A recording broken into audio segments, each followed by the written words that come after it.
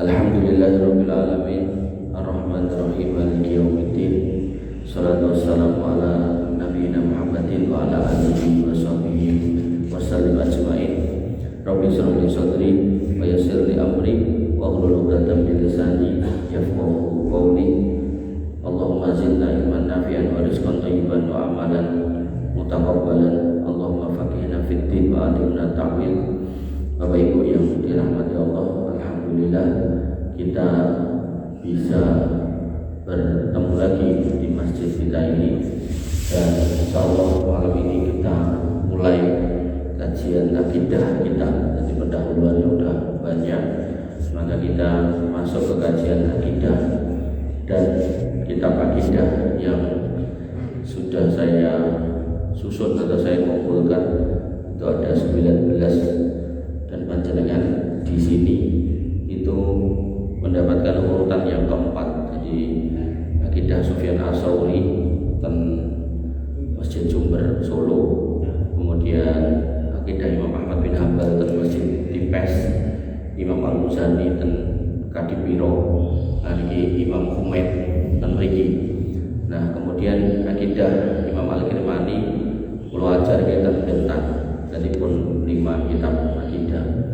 Nah, ini materi pendahuluan dari pelajaran akidah, biar kita tahu tentang sejarah singkat periodisasi aliran sesat dalam Islam. Jadi munculnya aliran sesat itu enten prosesnya. Nah, dari proses itulah yang kemudian menggugah sebagian ulama menyusun kitab akidah. Ini gue enten urutan tadi. Yang pertama, sebagaimana kita tahu, Nabi SAW lahir pada 12 Rabiul Awal dan meninggal juga pada Rabiul Awal. Lalu kemudian di situ ada periode sahabat, yaitu antara tahun 610 sampai 632 Masehi. Jadi ketika ada Nabi, ada sahabat. Yang menarik, pas ada Nabi, tentu pun mulai enten bibit-bibitnya, dicirikan dengan 3 model manusia. Yang pertama, orang-orang munafik. Jadi nek zaman Nabi itu pun enten piyai wong munafik, maka hari ini orang munafiknya niku blak-blakan. Nek zaman biyen niku dilebokke ning jero ati, saat ini ditokke, disiarkan dalam bentuk siaran, podcast, wawancara, jurnal, buku, koran. Nah, maka ketika zaman Nabi itu sudah ada orang munafik, maka itu menjadi pertanda cikal bakalnya orang-orang yang akan merongrong agama dari dalam. Lah, cirine nopo? Kok zaman Nabi udah ada orang munafik? Panjenengan kok pilih pun ngertos to? Al-Qur'an enten surat Al-Munafiqun. Nah, niku nggih tondo nek wong munafik zaman Nabi niku pun enten gitu. Sehingga niku cikal bakalnya orang-orang yang mengajarkan kesesatan di dalam Islam. Jadi nek enten orang mengatakan agama Islam jerone ora nek sing kleru niku salah. Tetap ada orang-orang yang aneh niku enten. Nah, makanya nek zaman Nabi niku pun enten orang munafik, maka nek hari ini di dalam kaum muslimin itu ada orang yang maneka warna niku nggih wajar. Wajar bukan berarti bener nggih. Wajar itu artinya niku nggih sudah sunatullah ngoten niku. Kemudian yang kedua, adanya orang-orang jahil dalam agama. Nanti saya ceritakan. Jadi ada orang-orang yang enggak pernah ngaji, ning ngerti-ngerti ngeloke Nabi itu. Jadi enggak pernah meguru kali Nabi. Ning nggih masuk Islam, nggih salat, nggih ibadah. Pada satu ketika dia enggak ngerti adab yang benar. Begitu Nabi membagi ghanimah, dia mengatakan idil ya Muhammad, berbuatlah adil. Seorang Nabi diloke boten adil. Jadi cikal bakal orang kedua, jadi bodoh pada ilmu agama. Jadi yang pertama munafik, yang kedua kebodohan. Nah, yang ketiga cikal bakal aliran sesat yang ketiga adalah orang-orang yang cinta dunia. Nah, mungkin kalau cerita ini mudah-mudahan cukup waktunya. Jadi ada orang-orang yang kerso menjabat sesuatu ning karena punya kepentingan atas jabatan itu. Hari ini banyak banget orang-orang kayak gini. Oke. Kemudian pada periodisasinya di situ ada setelah Nabi SAW ada Khulafaur Rasyidin, ada Abu Bakar As-Siddiq, Umar bin Khattab, Utsman dan Ali bin Abi Thalib. Abu Bakar niku namun 2 tahun, Umar niku namun 10 tahun, Utsman niku namun 6 tahun dan Ali bin Abi Thalib namun 6 tahun. Totalnya ini 29 tahun. Jadi 4 Khulafaur Rasyidin itu totalnya cuma 29 tahun. Nah, kemudian Bapak Ibu yang dirahmati oleh Allah Subhanahu wa taala, maka ketika masa itu berganti dipegang oleh para Khulafaur Rasyidin, ya kula golek dulu ya, ketinggalipun kula cepat. Nah, orang munafik dulu. Nah, Nabi Allah Subhanahu wa taala berfirman dalam Quran surat At-Taubah yang menjelaskan tentang keberadaan orang-orang munafik. Allah mengatakan wa minhumul ladzina yu'duna nabiyya wa yaquluna huwa udhunun. Dan di antara mereka itu ada orang munafik, ada yang menyakiti Nabi dan mengatakan matur nuwun huwa udhunun qul udhunun khair lakum yu'minuna billahi wa yu'minuna lil mu'minin wa rahmatan lil ladzina amanu minkum walladzina yu'duna rasulallah lahum adzabun alim. Maka mereka ketika disampaikan sesuatu mereka mengatakan bahwasanya Nabi mempercayai semua apa yang didengarnya. Jadi dia mengatakan Nabi kuwi kabeh sing dirungokne disampaike. Padahal pada Quran surat An-Najm Allah mengatakan wa may yantiqu 'anil hawa in huwa illa wahyu yuha. Nabi itu tidak mengucapkan kecuali itu wahyu. Tapi orang munafik mengatakan yang apa wae omongan ngendi wae disampaike. Nah itu modelane wong munafik. Nah, kemudian Allah menegaskan bahwasanya katakanlah ia mempercayai semua yang baik bagi kamu, ia beriman kepada Allah, mempercayai orang-orang mukmin dan menjadi rahmat bagi orang-orang yang beriman di antara kamu, dan orang-orang yang menyakiti Rasulullah bagi mereka azab yang pedih. Nah, ini cemoohan orang-orang munafik. Nah, kemudian yang kedua yaitu eksistensi orang-orang jahil. Ada orang-orang jahil yang kemudian mengkritik Nabi SAW di depan Nabi SAW, di mana di situ muncul tokoh namanya Dzul Khuwaisirah, di mana dia memprotes pembagian ghanimah. Jadi ceritanya dimulai dari hadis Abu Sa'id Al-Khudri. Beliau menceritakan ba'asa Ali bin Abi Thalib ila Rasulullah SAW minal Yaman biduhaibatin fi adimin makrudin lam tuhassal min turabiha. Maka suatu ketika Nabi SAW mengirim Ali bin Abi Thalib ke Yaman, lalu kemudian Ali mengirim emas kepada Nabi SAW dalam wadah kulit yang disepuh dengan daun, dan emas itu dibersihkan dari tanah tambangnya. Jadi Ali dikirim ke Yaman, terus singkat cerita dari Yaman mendapatkan ghanimah perang dikirim kepada Nabi SAW dalam wadah. Kemudian kata Nabi SAW, qasamaha baina arba'atin nafarin. Kemudian ghanimah itu dibagi dalam 4 pembagian. Yang pertama Uyainah binti Hisnin, yaitu dibagi ke Uyainah. Kemudian wal Aqra bin Habisin, Aqra bin Habis, wa Zaid al-Khail, wa Rabi' yang keempat imma Al-Qamah ibni Ulafah, kepada Al-Qamah bin Ulafah, atau wa imma Amir ibni Tufail, Amir bin Tufail. Qala rajulun min ashabi. Kemudian ada seorang dari sahabat beliau SAW yang mengatakan kunna nahnu ahaqqa bihadza min haula. Jadi dia protes, ya Rasul, kok yang dikasih orang-orang ini, kami itu lebih berhak. Dia merasa lebih berhak karena perasaannya orang-orang yang dibagi ini orang-orang mampu, saya ini lebih gak mampu. Gitu. Kemudian komentar ini didengar oleh Nabi SAW. Faqala, kemudian Nabi SAW bersabda, ala ta'manuni wa ana aminun man fis sama. Apakah kamu mencela aku padahal aku adalah manusia yang dipercaya oleh Rabb yang ada di atas langit? Yaktini khabaru sama sobahan wa masaan. Aku iki dikei kabar saka langit esok karo bengi. Mosok kowe ora percaya karo aku? Sehingga dalam dalil ini kita akan pahami bahwasanya ada keadaan di adil itu nggak harus sama. Dan di sini para ulama menjelaskan kenapa sing sugih ini dikei, karena mereka orang Ansor, orang yang beriman ketika Nabi sudah datang.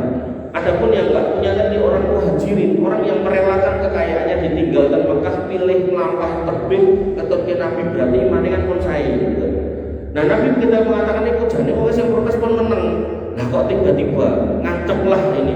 Faqama rajulun, berdirilah seorang yang ghairul ainain, matanya cekung. Berarti ini ngono wis apa istilahnya? Gaene lek-lekan. Boten lek-lekan main gambling, boten tahajud Pak, tahajud. Jadi lek-lekan ibadah.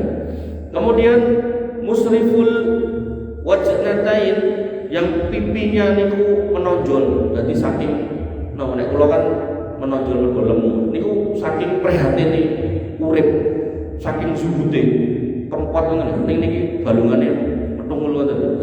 Nah si Zul Jabah yang dahinya nongol, jadi dagingnya namun boten enten nganti ketok jedol saking diku sujud tenanan. Al-lahyati makhluqur raqsi, yang mana kemudian di sini dikatakan kastul lahyah, jenggotnya tebel. Terus makhluqur raqsi, gundul jenggotnya tebel, motone ketok nek kurang temu, pipine nawa balungane ketok, dahine ombo, kemudian musyammarul izar, sarungnya tersampil, jadi wis siap cara ngapunten cara sing tinggi niku kena najis wis enek gantine. Jadi hidupnya itu hanya untuk beribadah. Berarti niki ahli ibadah, bukan ahli ilmu. Kemudian faqala, dia mengatakan, mantep ini wong ini dengan penampilan saat ini kan dengan ningali ngapunten nggih jaulah-jaulah kan wis pokoke pol lambine penampilanne sak piturute. Nah, water nih wong niki mengatakan, ya Rasulullah, ittaqillah coba. Ittaqillah itu bertakwalah pada Allah. Nek kita krungu niku bahasa biasa, menurut kita itu baik.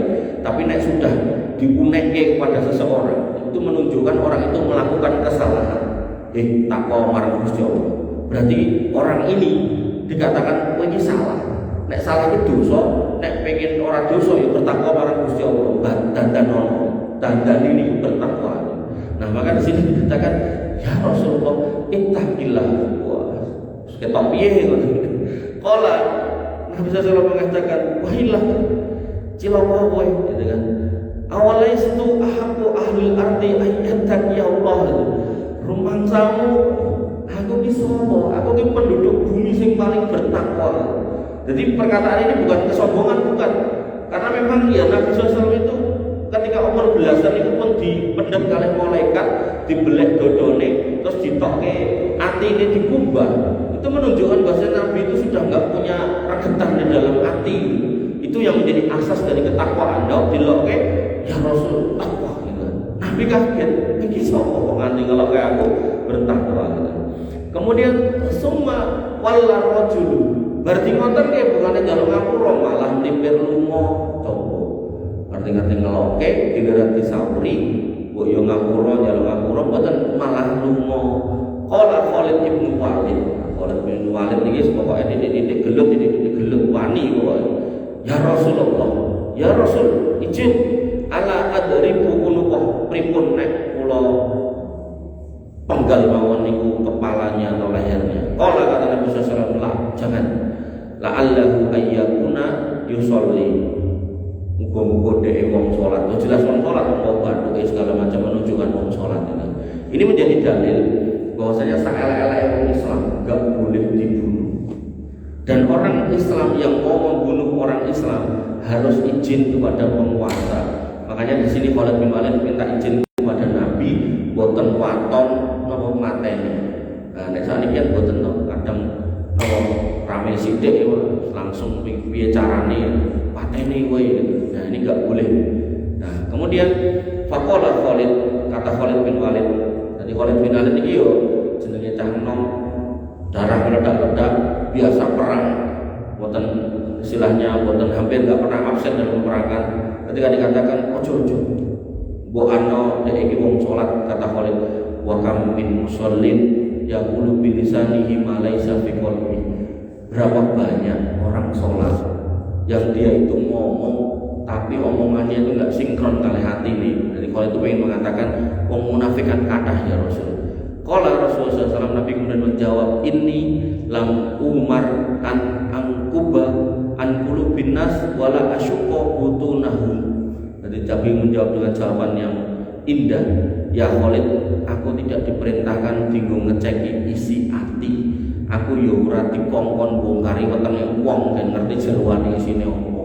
Ini menunjukkan bahwasannya ketika panjenengan melihat sesama muslim, kita harus husnudzon nek mereka kemudian sholat. Soal kemudian mereka riya atau enggak, kemudian niatnya yang lain itu tahta masyiatillah, terserah Allah nanti mau memberikan keadilan apa kepada yang bersangkutan. Nah, di sini Nabi kemudian menolak. Nah, tapi yang menarik Nabi mengabarkan summan nadhara ilaihi wa huwa muqaffin, dan kemudian Nabi melihat orang itu yang baru jalan, dilihat. Faqala, kemudian Nabi mengatakan, innahu yakhruju min dhi'in hada qaumun yatluna kitaballah rabban wala yujawizu hanajirahum. Mengko bakal metu saka keturunane wong kae mau. Menungso-menungso sing maca Quran ning lisane, ning mulute, tapi ora bakal melewati tenggorokane. Jadi orang-orang yang Islam tapi dia nggak paham Islamnya itu yang seperti apa, itu nggak paham. Islam mengajarkan kebaikan, dia malah ngajarnya kebrutalan. Islam mengajarkan bakti sama orang tua, dia malah kurang ajar sama orang tua. Islam mengajarkan berkasih sayang pada tetangga, sama tetangga malah kemudian musuhan. Nah, misal seperti itu. Sampai tadi pagi kan diibaratkan atau disebutkan orangnya suruh berbaring, kemudian ditimpa batu yang besar karena dia mendapatkan Quran yang malah dibuang. Kemudian Nabi mengatakan lagi, yamruquna minad din kama yamruqus sahmu minar ramiyah. Maka mereka akan melesat dari agama sebagaimana melesatnya panah. Panah ini misalnya ini kewan, panah blus nanti bablas. Jadi agama ini pun hilang bablas. Bukan kafir, bukan, tapi maksudnya dia menyimpang dari Islam yang benar sampai seperti itu. Kemudian dikatakan dan tinggi lagi bahwasanya la in adraktum la aqtulannahum qatlas samud. Jika aku menjumpai mereka, maka akan kubunuh mereka sebagaimana hukuman yang dijatuhkan untuk kaum Samud. Artinya kalau mereka itu memberontak pada penguasa, ya wis sikatan. Tapi nek mereka cuma ngomong tok, jangan ditumpahkan darah. Nah, itu eksistensi orang kedua. Yang pertama tadi orang munafik, yang kedua orang-orang yang kemudian jahil atas agama. Nah, yang ketiga orang-orang yang cinta dunia. Nabi SAW mengisahkan dalam sebuah riwayat, ketika nanti kalau damel materi khutbah Jumatan mriki, qoma fina Nabi sallallahu alaihi wasallam, Nabi sallallahu pernah berdiri di hadapan kami, fadzakara al-hulul, dan kemudian menyebutkan tentang perkara hulul, fa'addamahu wa addama amrah, kemudian menyatakan hulul atau korupsi itu urusan yang sangat besar.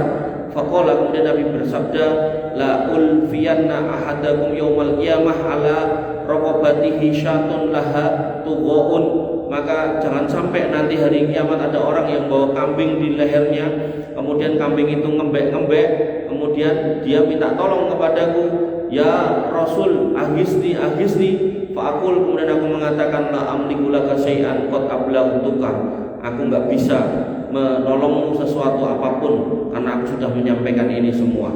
Maka dan seterusnya sampai pada orang yang kemudian membawa kain, ada orang yang membawa sapi, ada orang yang membawa unta, maka semua minta tolong kepada Nabi SAW karena harta korupsi. Nah, zaman dulu ada seorang sahabat yang ditugaskan untuk mengurusi zakat dan pulang ngambil zakat sama warga di kampung itu dikasih hadiah.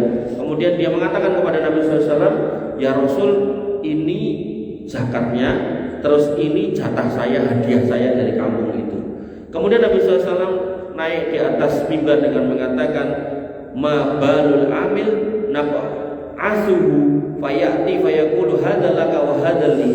Kok enek wong sing ngurus zakat kon jiko mungut zakat terus ngomong nek niki ngene zakat, nek niki hadiah nggih kula.